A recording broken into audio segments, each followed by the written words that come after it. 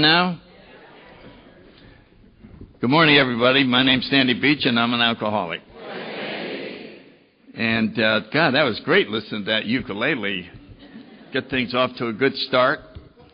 We sure have a lot of talent. I have seen plays and out in L.A. when Clancy used to do those Broadway shows, and they would change the lyrics to be AA lyrics, and they'd put on a whole 42nd Street or something. And I think that's just great, because it just means that we're committed to showing how wonderful life can be without alcohol, that we don't miss anything.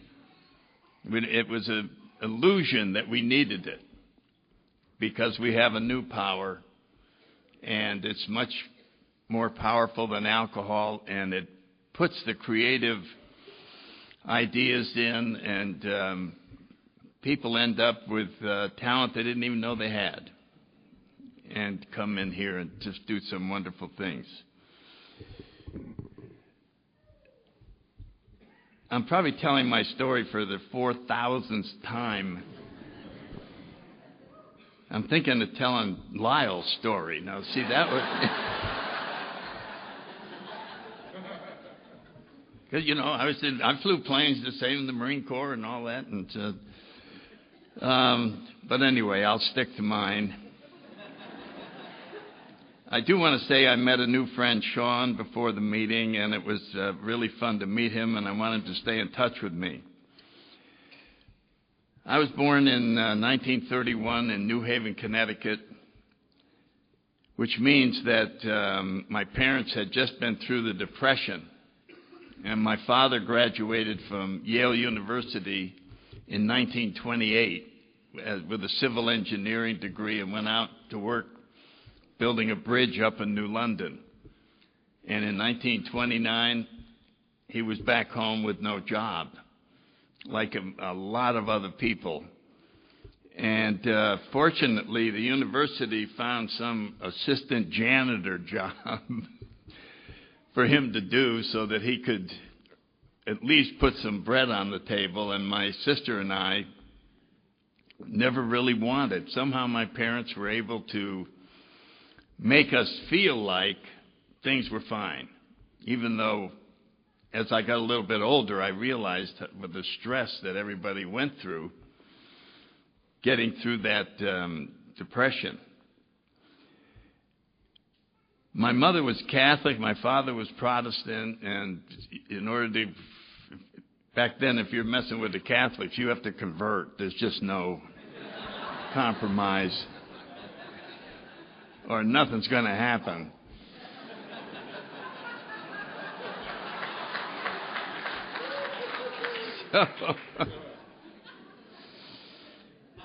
So my father's parents, that took a while for them to embrace the Irish side on my mother's, with her 9 brothers and sisters, most of whom were alcoholic. And on my father's side, my father would have a beer once a week, and then after a meal, he'd have 1 cigarette. You know what I mean? That was his, hey, I think I'll have a cigarette, and that would be the whole thing. So I didn't get my alcoholism from my father's side, I can tell you that right now. And so my sister and I were brought up in the Catholic Church, and my sister passed away about 1.5 years ago. She had 32 years in AA. And once she came into AA, boy, I'll tell you, you get a lot closer than you were. There's just magic. Like when my daughters came into AA, it was just amazing. There's just something new that happens. And the reason I bring this up is that the 2 of us sat together, generally in the front row, in the front pew, and we both heard the same thing. We both saw the same sights. We both read the same catechism. And she felt like she was in the safest, most wonderful home in the world, sitting in that church. And to the day she died, she just loved it. It comforted her. She knew all the priests around New Haven. I'm sitting next to her feeling like I'm in Auschwitz. This place is not to be trusted.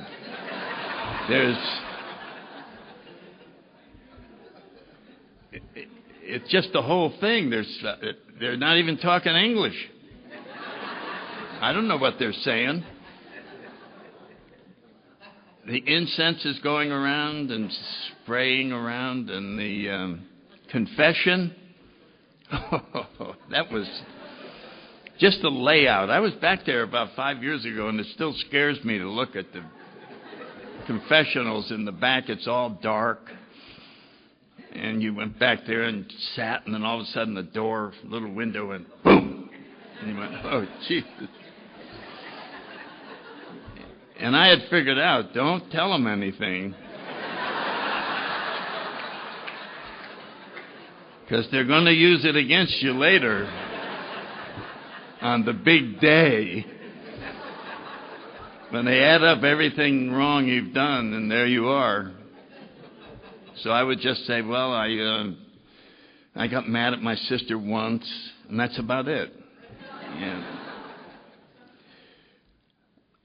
And the crowning blow was that I would sit and think about this stuff, and I'd read the catechism and find ways of scaring myself with it. And the crucifix was the crowning blow. I just was studying it. It's big, and it was hanging from right. You couldn't miss it. And I suddenly realized it just was like a shock that hit me. This is what God did to His only Son that He loved. You know,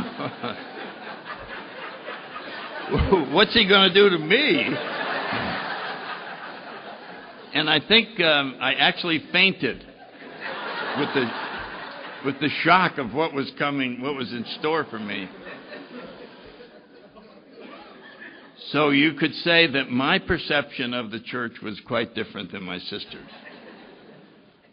And but we have no way of knowing that our perception is wrong, that this is something put together by me. And as we go through life, that's all we have is our perception of it, because most of us are not in any position to be discussing these issues with anybody else. You know what I mean? I wasn't going to people. You know, when I go to church, I feel like I'm going to faint. It's the most frightening thing in the world. People say, you like church? Yeah, I like it. It's a good church. And I like going there. It's funny, but I got into the Catholic Youth Organization when I was a teenager.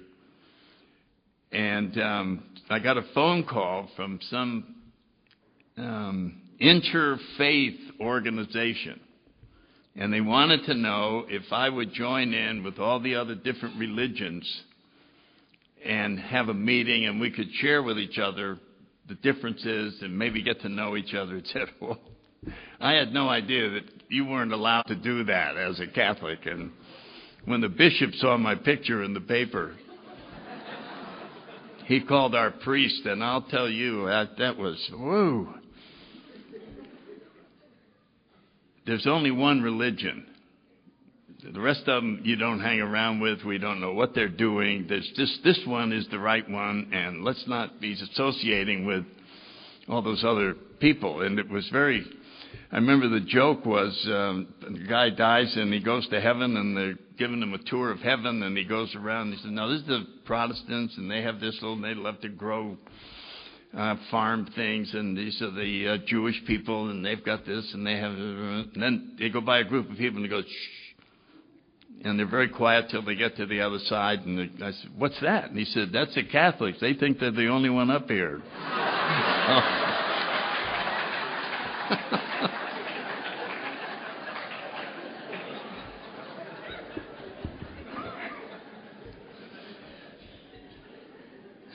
So I'm sure no matter what church I was brought up in, I would have misunderstood it, I would have missed the point, and I would have become uncomfortable with the idea of God.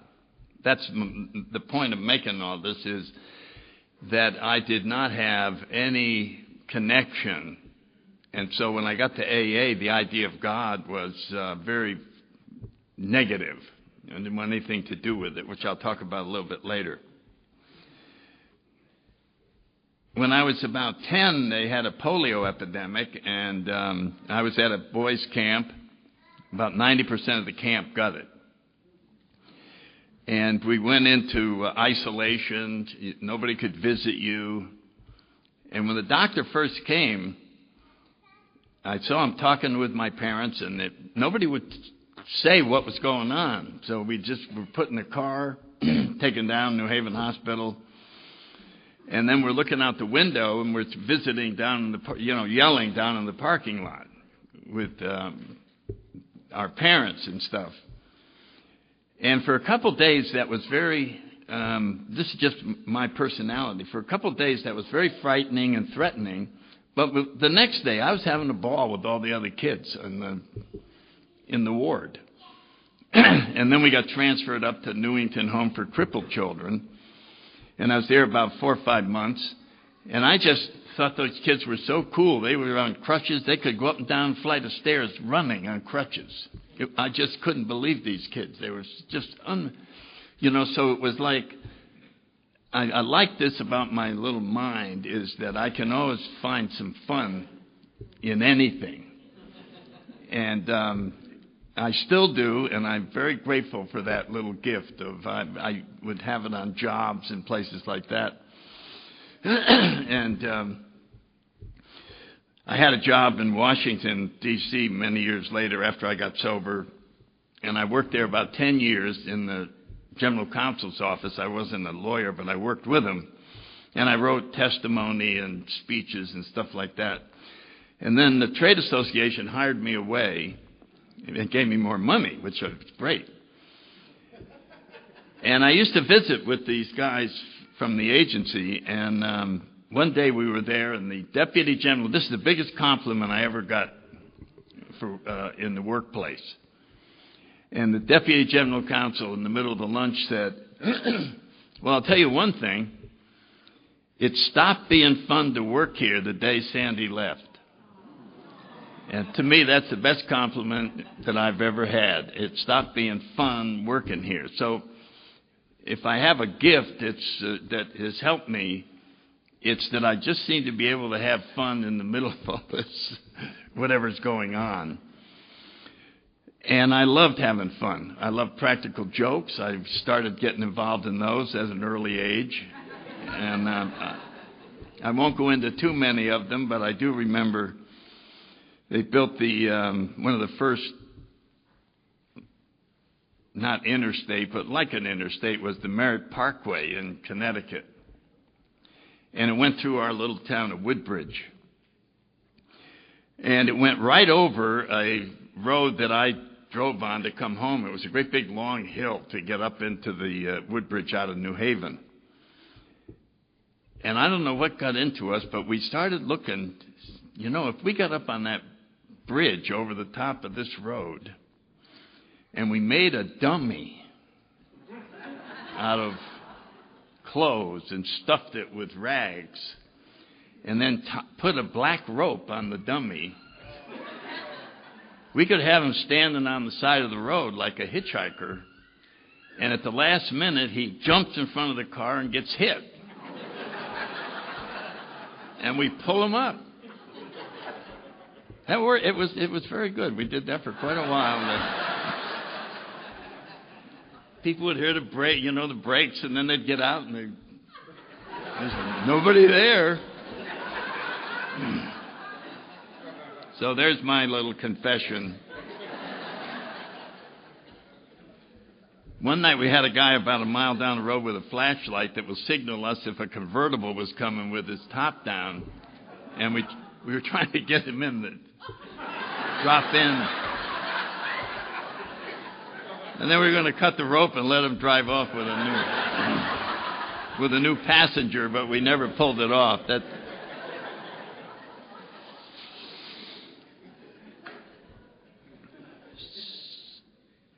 So I did well in school, and my father, as I got into the 8th grade, he transferred me to a little prep school that overlooks New Haven. They just celebrated their 350th anniversary. So, up in New England, things are old. And it was a great school. It probably had 35 people in the class, as opposed to the high school. And I loved it. It's one of the few places where I look back and I have just great memories of all the good teachers. And, of course, with small school like that, you can be on any athletic team you want because there aren't enough people to go around. Yeah, we need a second baseman. We don't care if you can throw or hit or anything. We just need somebody out there. So everybody got to play sports, and I enjoyed that very much.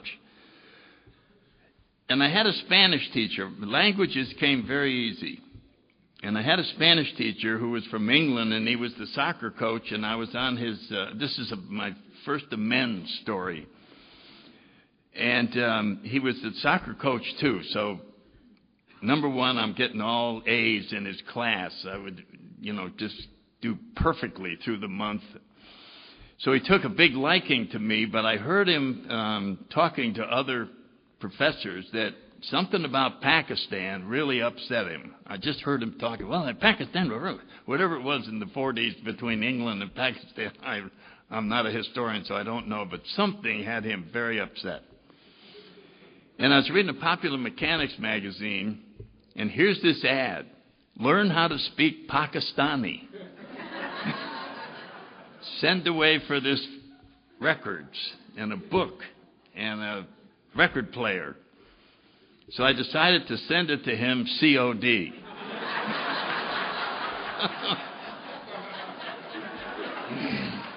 And fortunately, I didn't tell any of my buddies. If you're going to do something, you don't want anybody to know. And I filled it out left-handed. You know what I mean? But I put his name in, his address, and then I waited and waited.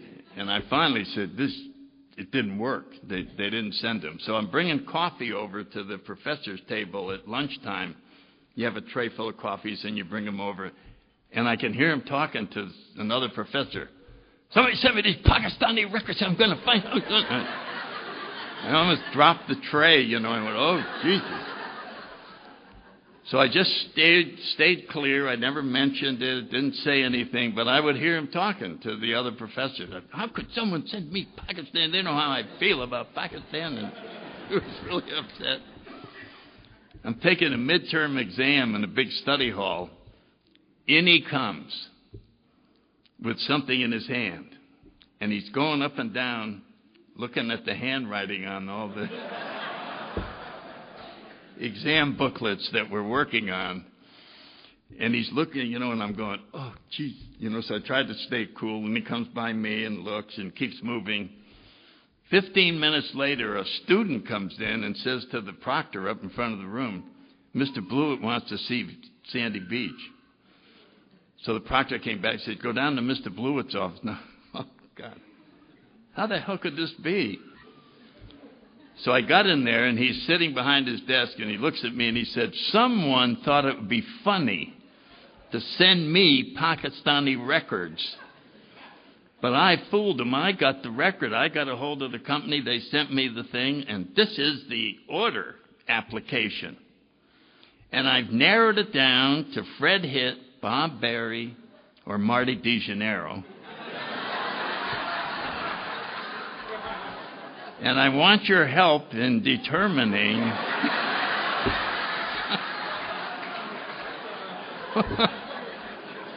which guy did it. So I looked and I said, no, that's not, no, Marty, see, he doesn't make it. So I eliminated the three of them. And after I graduated, he had never figured it out. So I went into Yale University about 4 miles away, and I was studying a lot of languages. So to earn some money, I could go up to this prep school and teach, when he was gone, teach freshmen Spanish. And while I was there doing this, I said to myself, you ought to tell him who did it. you ought to confess. I didn't know anything about amends or anything, but I remember saying the right thing to do would be to tell that man the truth. So I made an appointment to go see him. I sat down and I said, Mr. Blewett, do you remember the Pakistani? The word just got out of my mouth and he started choking, And I said, I don't know how to explain this to you, Mr. Blewett, but I thought it would be funny. I saw this thing in a magazine. I filled it out. I had no idea it would upset you this much. I just feel awful that I did it. And he looked at me and said, I can't believe that you would come up here and make up a story like that.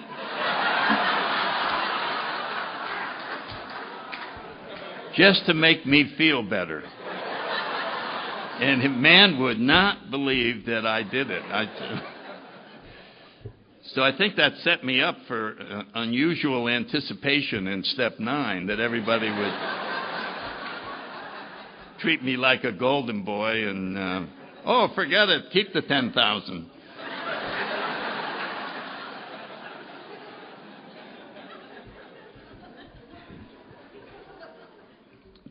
Now, I had all this fun, I did all this, but I really, like every other alcoholic, I felt like, number one, I don't know what's going on. Everybody else does. Somebody got the playbook, they know what's going on, I don't. And everybody's better than me. No matter what I did, it wasn't good enough. And so I had that inadequate feeling. And when I met strangers or I met people who were richer or more intelligent or whatever, I would just clam up. I wouldn't say a word. It was very... So I spent a lot of time just with a lot of anxiety. And I get down to the university, and I had worked on their buildings. I did a lot of construction and that kind of stuff. And so the university was just another place to me. My father worked down there. But when I got in the freshman class and I started recognizing people in the class from newspapers, you know what I mean? They were rich and politicians and that kind of stuff. I went, what the hell am I doing here? This is a mistake. I don't belong in this thing. And I had this terrible feeling that the dean was going to call the 1,000 freshmen out on the old campus and say, gentlemen, we have an imposter in our midst here. And there he is. And then they would march me out of there so that they would just have the right kind of people. And I hadn't taken a drink. I don't know what it was, but something was telling me, don't drink, don't drink. I have no idea what it was. I wanted to get high grades, and I wanted to see if I could make the track team. And I went to an event where my name was typed up on the list.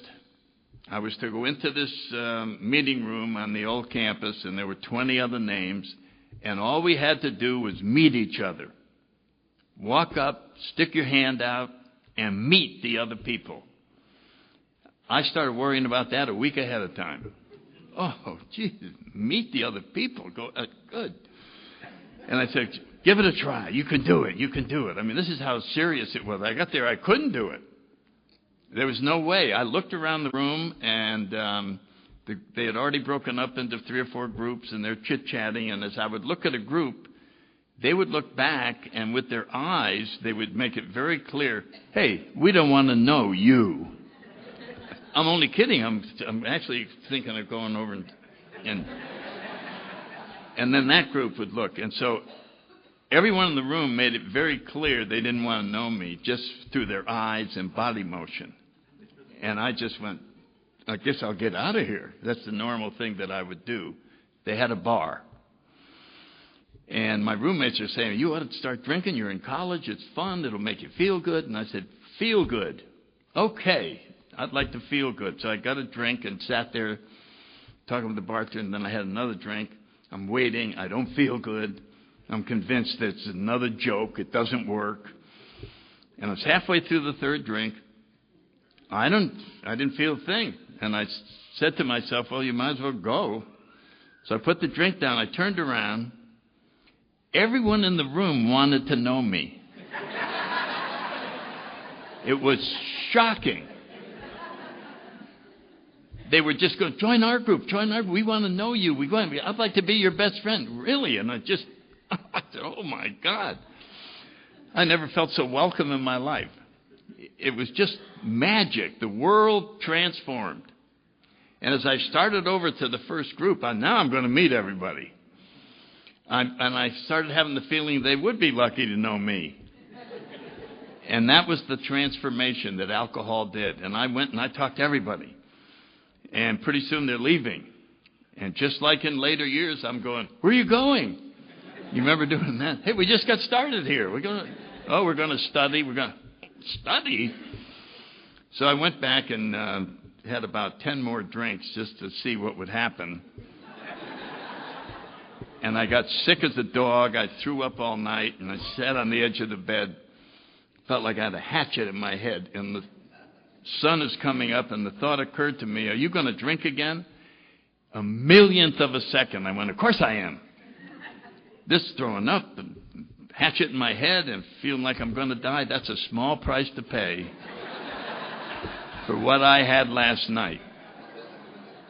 So what alcohol did for me in that 30-minute period was so astounding and wonderful that without knowing it, I decided it was worth any price. Now you're an alcoholic. Alcohol is giving you all of the answers to life that were bothering you. It is solving all your problems. It's making you comfortable, happy. You can relate to people. It's the magic. And there may be a few payments you have to make along the way in order to keep this up. But I was willing to make them. And pretty soon my grades are going down. I'm almost flunking out. I'm going nowhere near any athletics because I got other things to do when the day is over. And drinking became the reason that I was alive. I would go to classes, but it was just to get through so I could start the real day, which started at 5:30, when you'd walk into a bar or a fraternity house and start drinking. I just thought it was the greatest thing in the world. And I started getting in trouble, getting arrested, going down. I remember the first time I was in jail, I went, look, this is a mistake. They don't really realize what happened here. And besides, maybe someday you'll write a book and you want a jail experience in there. So this is not. So I didn't see it as anything bad. And, just all these things are going on. So I really wasted all those years. I mean, it was just one big bar scene. And I barely graduated. The numbers are so close to just flunking out.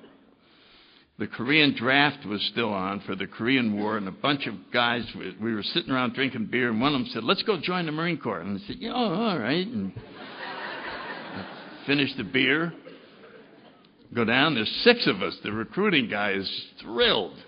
We're coming in 6 at once.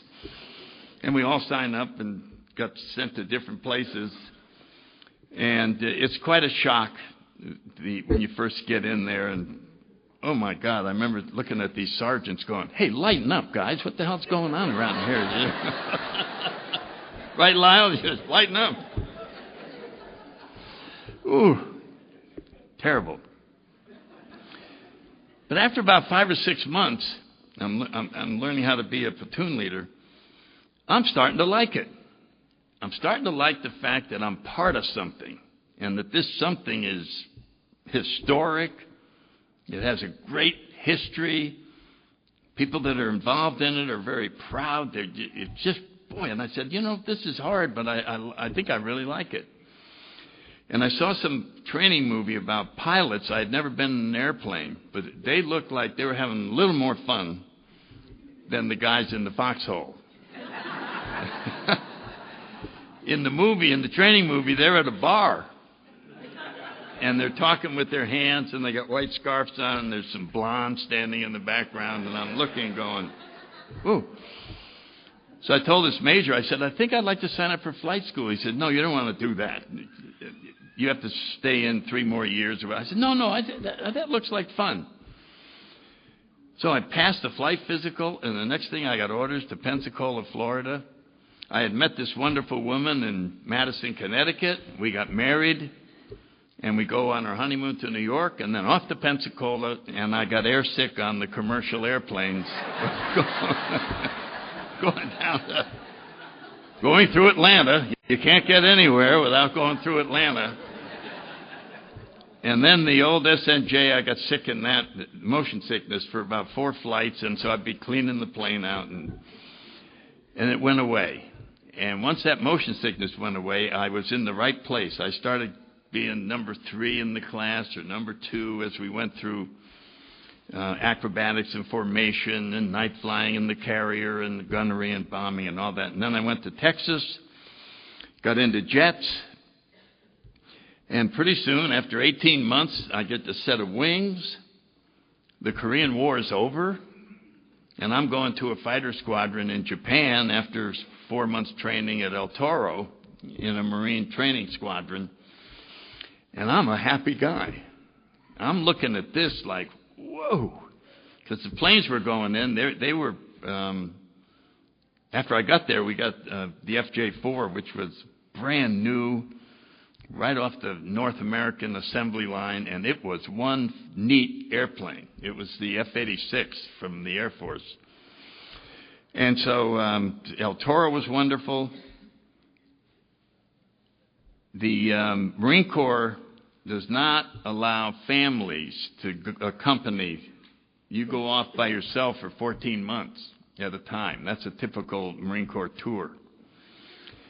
But the commanding officer over in Atsugi, Japan, sent the word back that if you want to pay for your wife's travel, they had made arrangements with an Army base to get housing and furniture, and you could bring your family over at your own expense. So somehow we sold some stuff and got her a ticket, and my first son had just been born, so we have a brand new baby. I get there, I'm having a great time, and then 2 months later, she and the baby arrive. We get this house. And the Commandant of the Marine Corps sent over a general on an IG tour of the Far East. And when he got to Atsugi, he saw the families there. And he said, "What is this?" And he said, "Oh, the Commanding General of the 1st Marine Air Wing thought it would be all right." Maybe it was more the group CO. And the Commandant said, "Send them back on the next ship." And so all the families had to be put on a transport ship. And I'm down at Yokosuka watching the ship pull out. And the Navy band is playing "So Long, It's Been Good to Know You." I'll never... And they got back there, and there were some of them got lawyers, and it made Life magazine, and the Marine Corps is doing this, and but they don't compromise on these things. A couple of the wives stayed there. They said, "I got a tourist visa. I can go anywhere I want." So they transferred her husband to Okinawa. So she bought a ticket and went down to Okinawa. They transferred him back to Atsugi. So it was a losing game. Things have changed, but boy, I'll tell you, that was a very, it's our way or the highway. During that tour, I was with guys who drank as much as I did. I mean, the colonel would order the drinks at the table in the club. You know how normally when you're with a group of people, you have to sneak drinks because if they're ordering by the rounds. And you go, "I'll be right back, got to go to the bathroom," and then you go by the bar. "Give me 2 scotch and sodas," and then you go to the bathroom. 1, 2. Then you come back. "You ready for another?" "Yeah, count me in." "Yeah, I'll have another one." Because nobody drinks as fast as we do. Well, these guys were doing that, so I didn't have to do any of that. I just felt like we're all equal.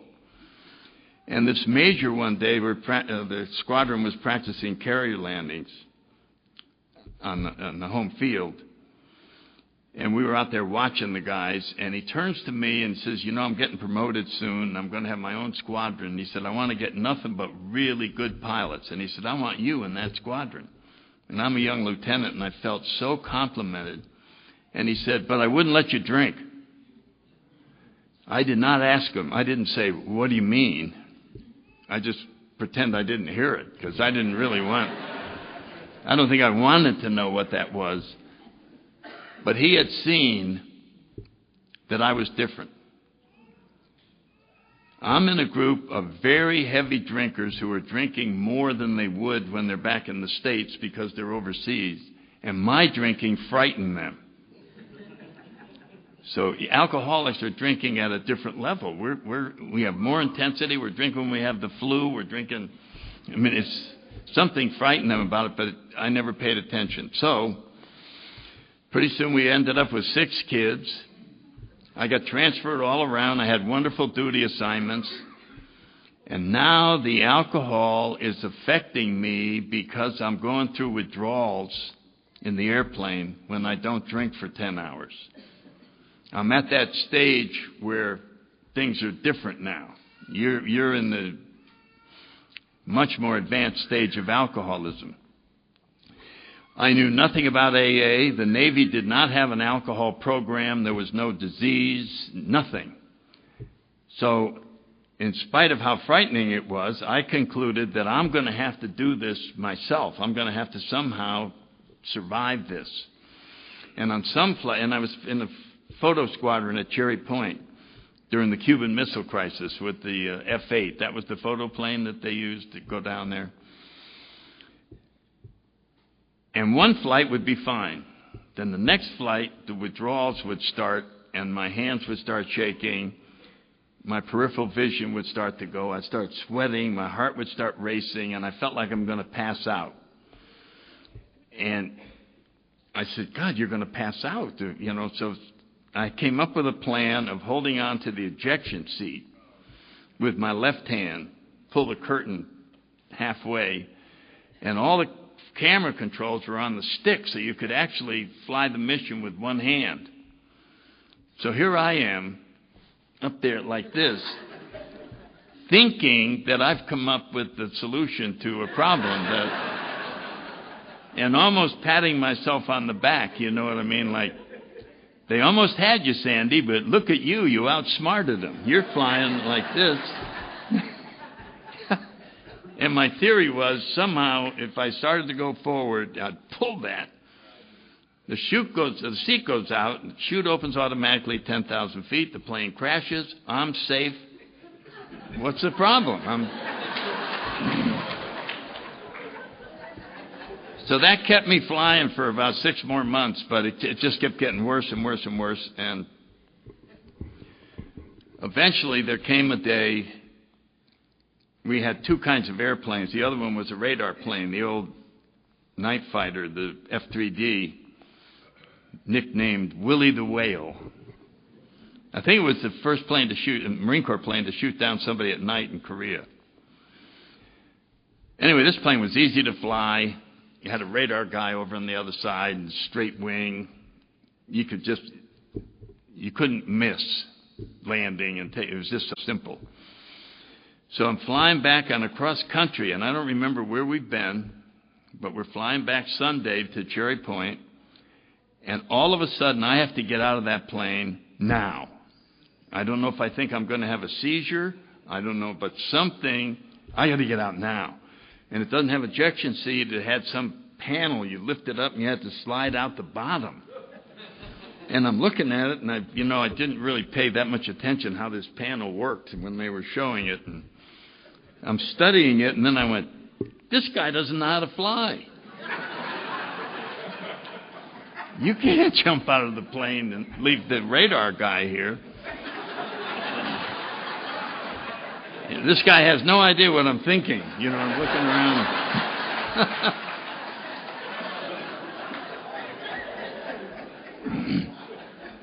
So I called the flight leader, whatever his name, Dixieland 5-1, is this 5-3.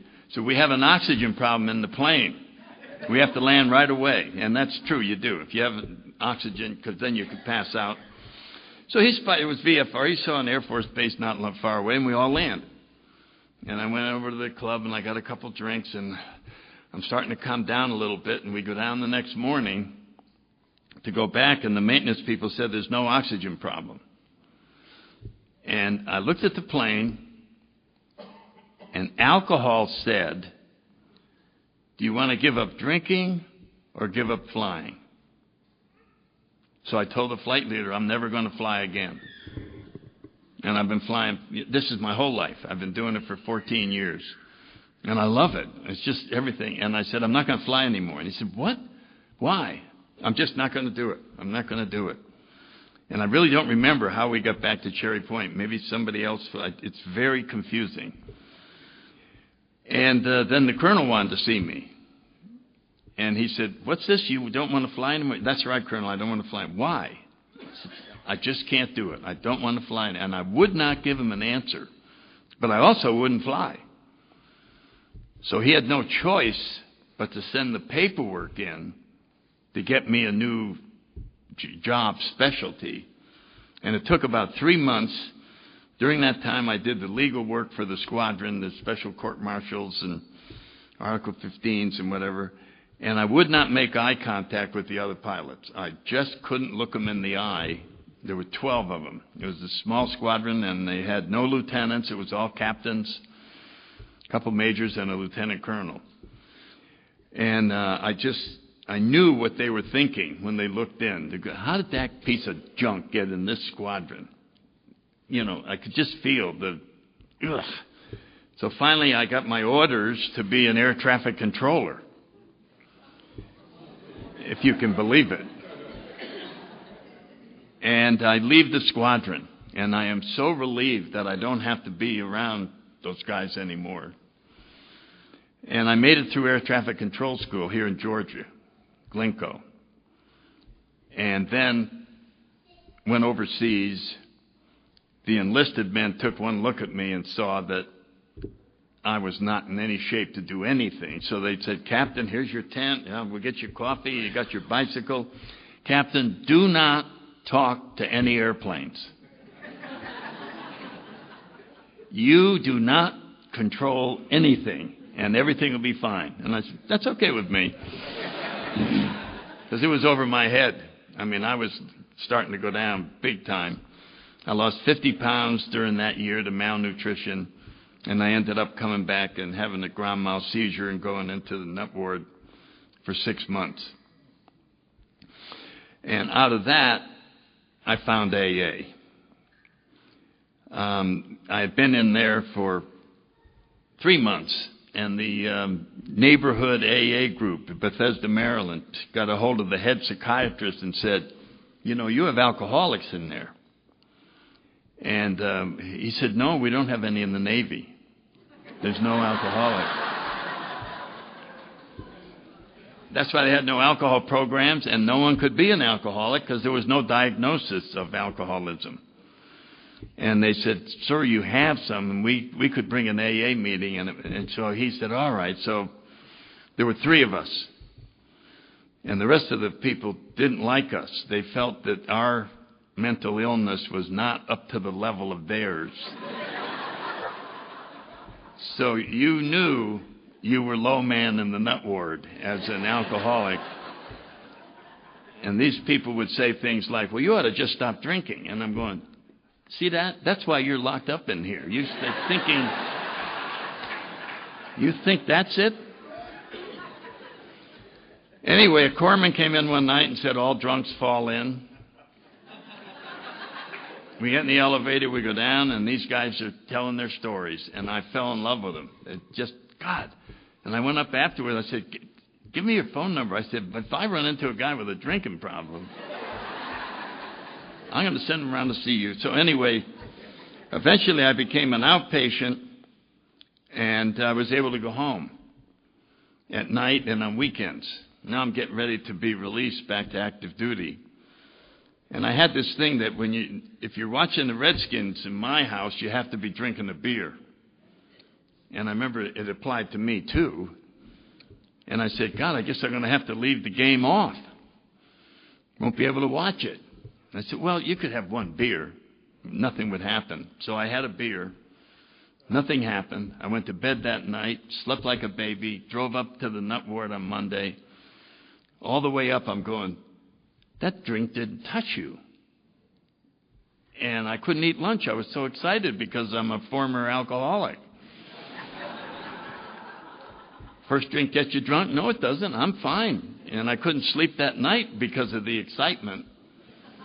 And the next day and the next day, and if you want a good example of an obsession, that's it. All I thought about was the fact I had a beer and nothing happened. So on the way home the next week, I really preferred vodka. I decided to get a year's supply. I'd get a quart, and I'd have one drink, just like the beer.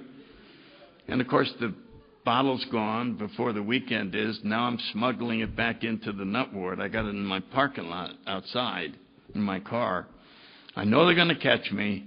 They told me if I ever had another drink, I'm out of the Marine Corps. So I called AA on Pearl Harbor Day, 1964, and there was one Marine at Quantico in AA. That was it. And, boy, was he excited to have another member. So when he got to my house, there was no way I was getting out of not going to AA. I mean, it was... And he talked to my family. I didn't even go inside. I just stayed outside. I had changed my mind. And he came back out, and they had told him that I was a terrible father and an awful alcoholic and everything. So he just came out and said, get in the car. And he was an infantry Marine, explosive ordnance disposal was his thing.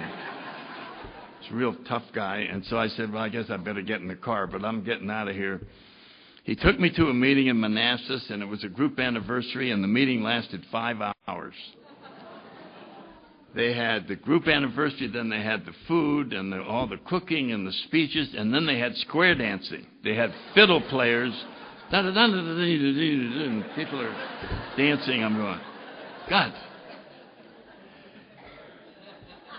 And I remember saying to myself, if you don't, and I saw they were all going crazy. They loved it. I said, if you don't get out of here today, you may never get out of Alcoholics Anonymous. So I decided to make a break for it. I'm out on the front porch of this old Oddfellows Hall, and it didn't even have flush toilets. You had to take a deep breath and then go in, and you want to breathe in there. And I'm standing out there trying to figure out which way to run. There's no street lights. And an Al-Anon lady named Betsy Lynch came out. She put her hand on my shoulder, and I turned around, and she said, come on back in. Everything's going to be all right. And I believed her. It was just like that. That hand on my shoulder, it was like she was an angel or something. And all resistance left. I went back in, and I've been here ever since. Just amazing. Now, the flying story, I know we're getting near the end here. The flying story got extended about 3 years ago when I was out at the Brentwood Group in Los Angeles. And a lady was coming to get her 30-year medallion. And her husband was driving her to the meeting. He was not an alcoholic, but he was a big buddy of AA. And most of the time he'd stay for the meeting. But that night he was going somewhere and have coffee and read. So she's telling him the speaker is this Marine pilot named Sandy Beach. And he said, I think I know him. Tell him to come out here. So I go out in the parking lot, and there's a guy standing. I've never seen him. And he looks at me and he says, you know, in 1962, you were in a flight of 4 F-3Ds coming back to Cherry Point on a cross-country. You declared an oxygen emergency, and you never flew again. And I said, God, how you know that? He said, I was in the plane with you. So I'm going, whoa. It turns out he wasn't a radar guy. He was an American airline pilot that had been recalled for the Cuban Missile Crisis. And he was explaining everything, because I'm so confused. So he came to the convention the next day, and he brought the photo album that he had saved from that squadron. And I said, oh, yeah, that's the colonel and this and that. And it was kind of fun to see it in a different light. And then he said to me, did you know how popular you were in that squadron? He said, it was killing us for you to leave. The colonel was going nuts. He was calling everybody to find out, what can we do to keep you flying? We had a flight surgeon who thought he had an answer and was going to be able to go against get an exception while you did this. There was no treatment. But they were trying to come up with some kind of a plan. I had no idea they were doing that. And when he got through, I said, well, that's not how I remember it. So I had to go back 42 years ago and change my past. You didn't know you could change your past. Of course you can. You substitute the truth for what you thought was the truth.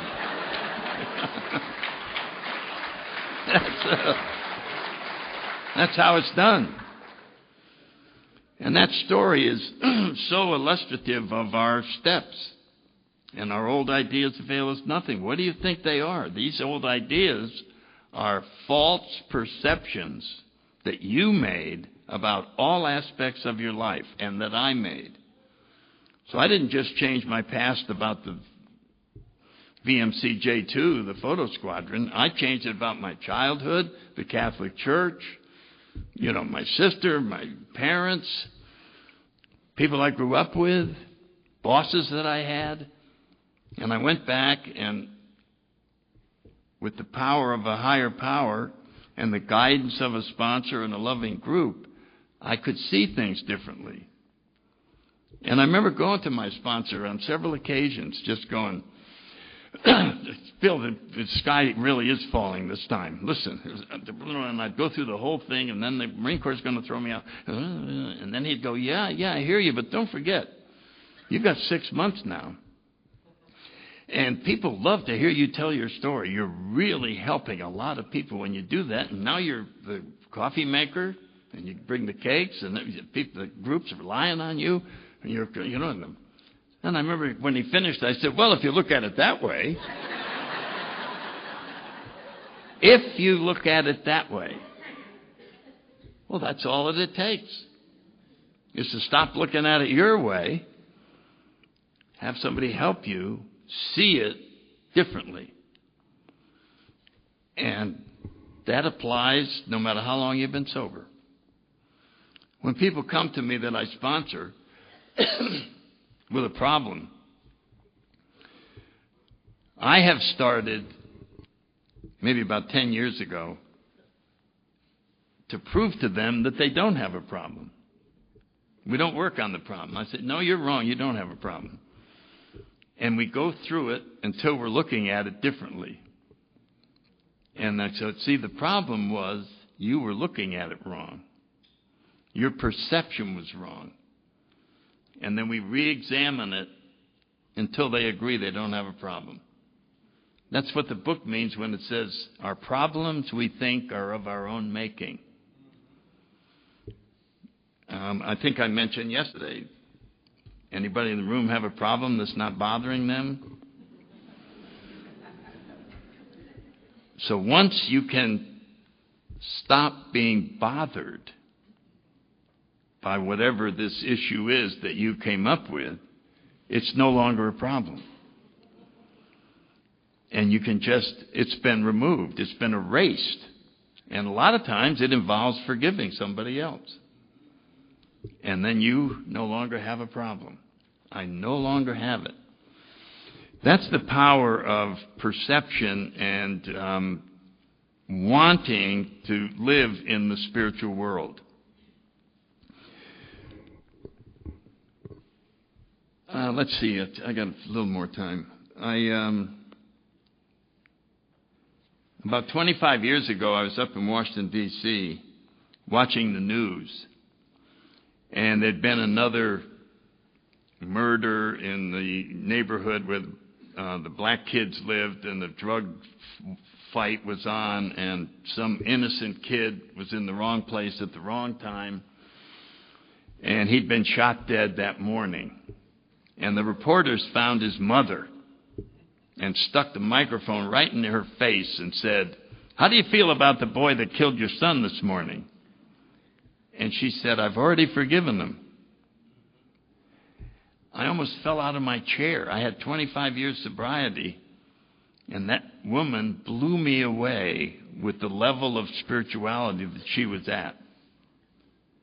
I had never even conceived that you could forgive that fast. And yet she did. And they kept talking to her, and they're going, "What?" I mean, the reporter he was in a state of shock. It was almost like, "You don't know what you're talking about. You can't be forgiving people." I mean, he was so mystified by the whole thing. But I kept looking at her. She was at peace with her relationship with the boy who had done the killing. And about 2 or 3 years later, you remember the Amish? And they had the shootings up there, and then they all went over to the family of the boy that done the shooting to comfort them. There's great examples of how these principles can be applied at a much higher level than we've seen before. And I used to talk about that. I bet I'd bring it up every year. I'd be talking to somebody, and I said, I still can't get over that lady I saw on television. I said, that is the most amazing thing. I said, you can forgive as it's happening. And then it happened to me when my daughter was murdered, and it was automatic. It was just, I saw that lady, and I just went, oh, whoever did it is forgiven. And the other thing that is important is very often things like that can cause us to have a little bit of anger towards God. How could He have allowed these awful things to happen? So I'm suggesting a couple of things. One is, when you get shocking news, you generally have a few seconds before you react to it. And you go and sit down. You go, oh my God. And then you walk over, and now you allow it to come in. You know what I'm talking about? That's the way I have handled things.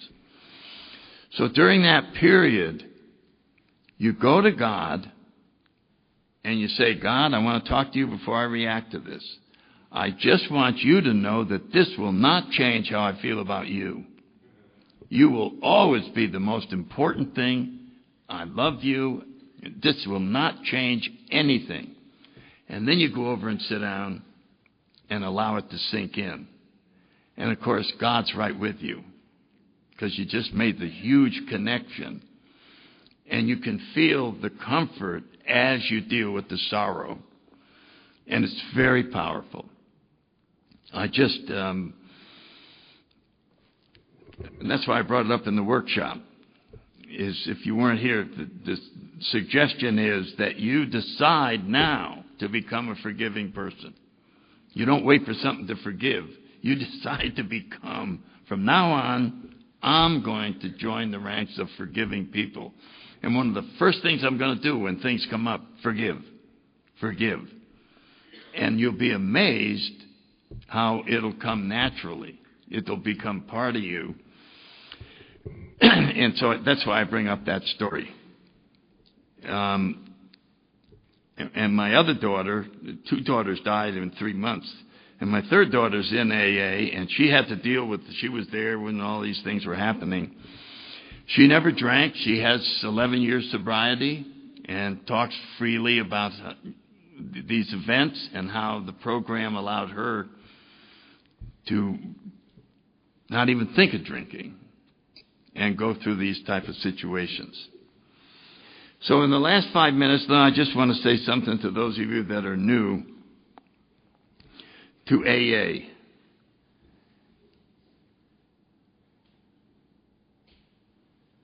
Our program is designed to give you a spiritual awakening so that you can be in touch with the Creator of the universe on a personal basis, so that you experience yourself an awareness of your own Creator.